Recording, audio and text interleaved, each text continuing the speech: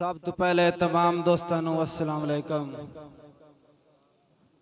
उस तो बाद एक हमदिया कलाम दो तीन चंद शेर जड़े नो पेश करके ते अपनी हाज़री मुकम्मल करे सा। ज्यादा तकलीफ नहीं देनी किसी बिरा नू।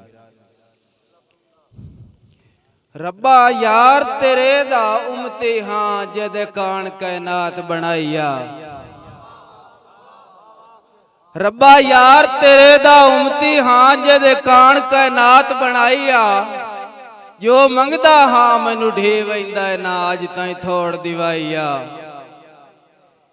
फारूक जिहां गुनेगारां ते केडी करम दी नजर भवाईया। कर पैदा उम्मत मुहम्मद विच दोज़ख तो जिंद छुड़वाईया।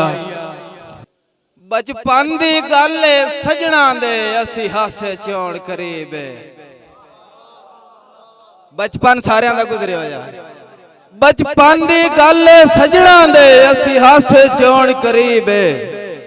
पख लगे हन जदन जवानियां दे ना अगले रही तरतीब।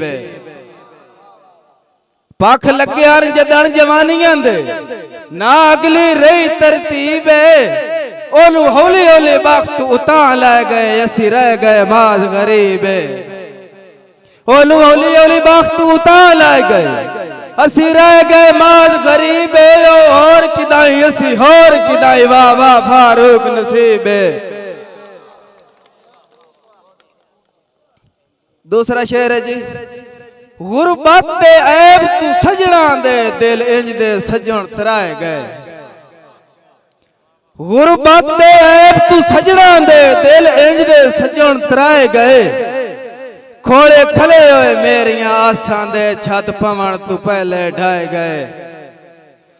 हरी खेड़ फारूक मुकदरां दी ओ बेली नाल रकीब दे ठाए गए। जड़ी गल दे हाल मरेंदे अनूए दे अज वेखने पाए गए। जेड़ी गल दे हाल मरेंदे अनूए दे अज वेखने पाए गए। एक शेर और सुना के तो मैं इजाजत चाहता। ओ अमजद साहब दी नज़र खसूसन भाईजान भी उथू जदन दा टुरिया कासे ते वैंदा तो उसनू एक सुनेहा देंदा है भी उथू जदन दा टुरिया पिछलियां दी अल्लाह जानदा सिर ते बाई नहीं। उथू जदन दा टुरिया पिछलियां दी अल्लाह जानदा सिर ते बाई नहीं।